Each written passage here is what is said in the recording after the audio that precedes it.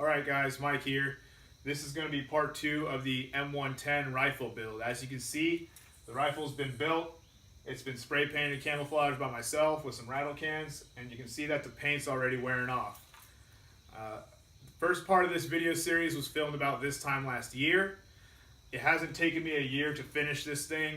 I finished it earlier in the spring of this year, and I've just been competing with it for this year's shooting season.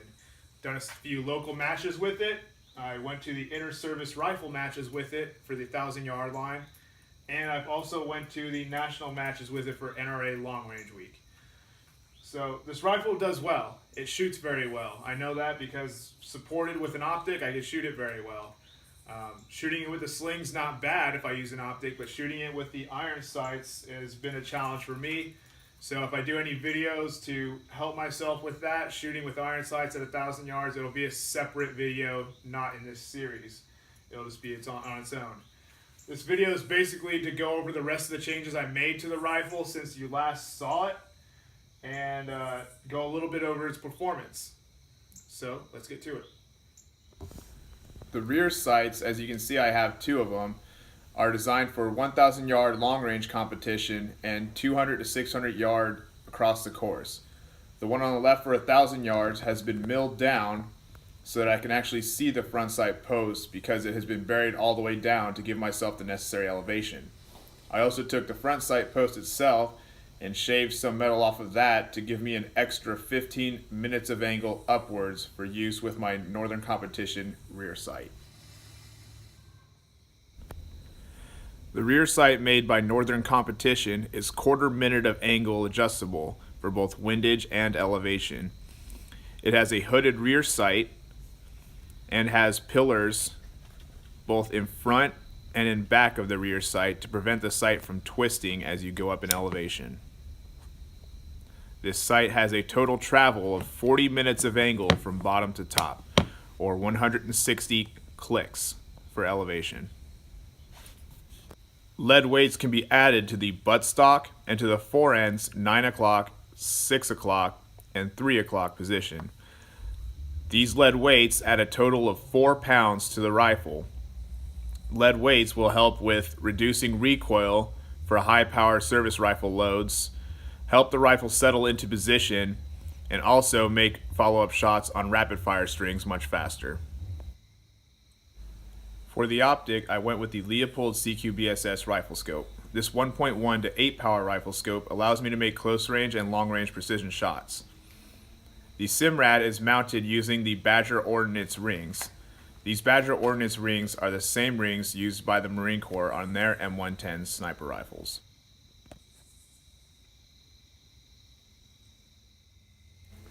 I modified the forend so it would accept the Knights Armament rail guards. These would give the rifle more of a Knights Armament M110 look. As I slide these rail guards over, you can see that I machined out the Picatinny rail underneath to accept lead weights. The lead weights are used only for competition with the sling, and I put lead weights on the 3 o'clock, 6 o'clock, and 9 o'clock positions. The trigger is a Geisley National Match 2-stage trigger. The first stage is 3 pounds and the second stage is 1.5 pounds for a total of 4.5 pounds. 4.5 pounds is the minimum weight for a long-range service rifle competition. The rifle, as you see configured now, weighs 15 pounds. This is with an empty magazine. Again, the lead weights add 4 pounds, but take away the scope and mount the iron sights, and also take away the bipods, and you're looking at a little less than 18 pounds.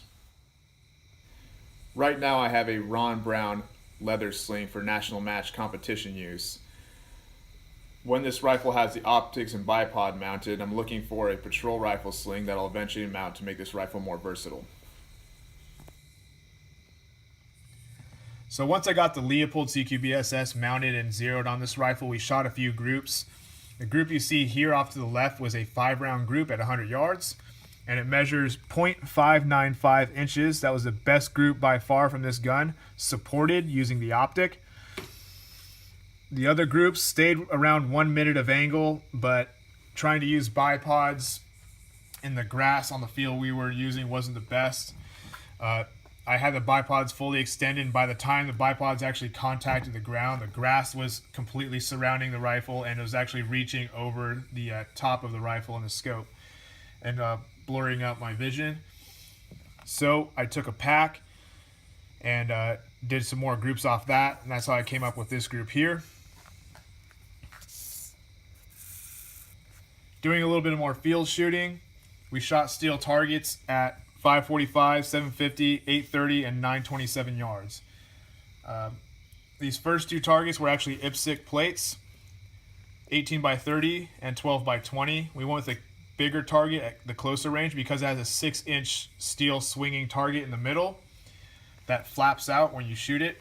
And we were doing some iron sight shooting with some other rifles, so we wanted the bigger target at 545. You can see here, first two shots with 4 mils was a little high. I fired 2 before I made an adjustment just to make sure it wasn't me being inconsistent. But these 2 shots were a little bit high, so we came down, adjusted for the wind, and shots 3, 4, and then 5 were both here.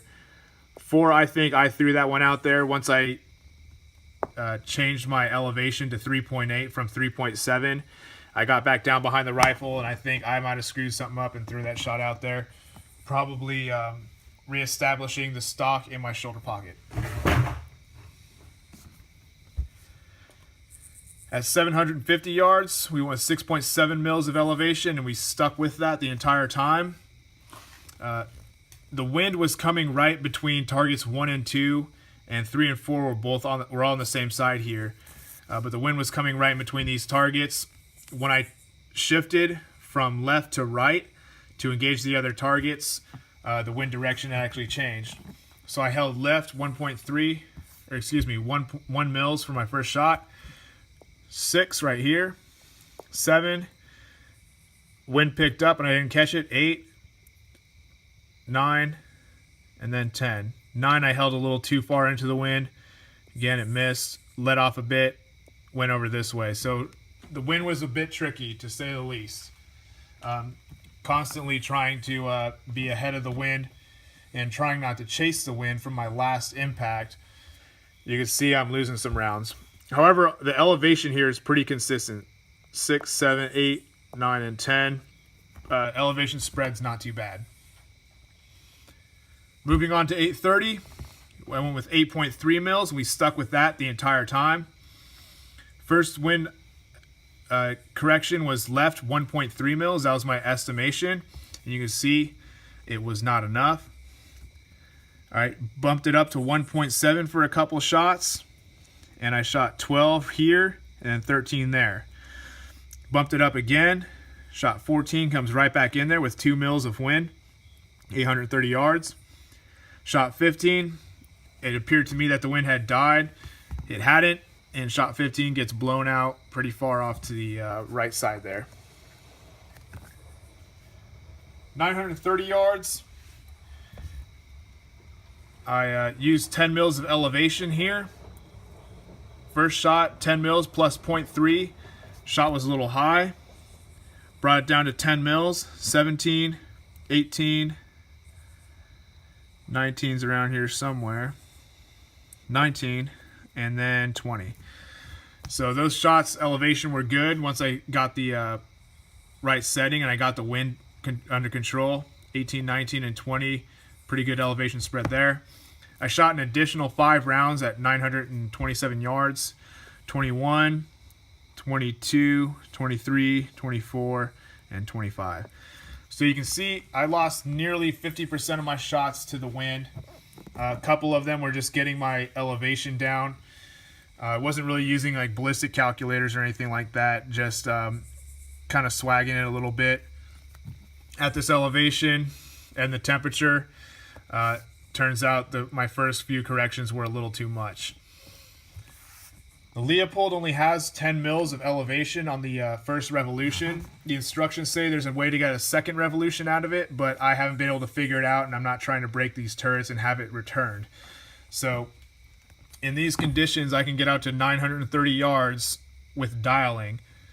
Under different conditions, I might be able to get out further. I might not be able to reach out as far while remaining before going to transonic.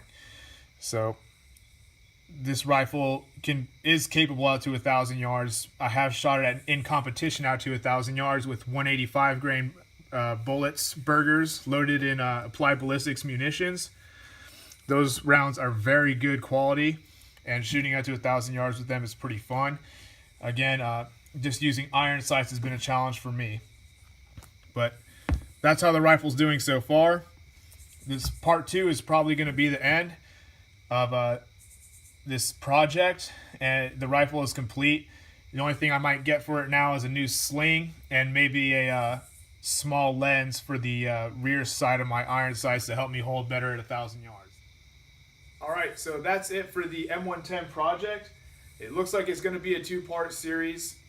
I didn't really take my camera when I shot competition with this thing, and the little bit of field shooting I did, I forgot to bring my camera in about 1.5 hours into a 2-hour trip down to where I was going to go shoot.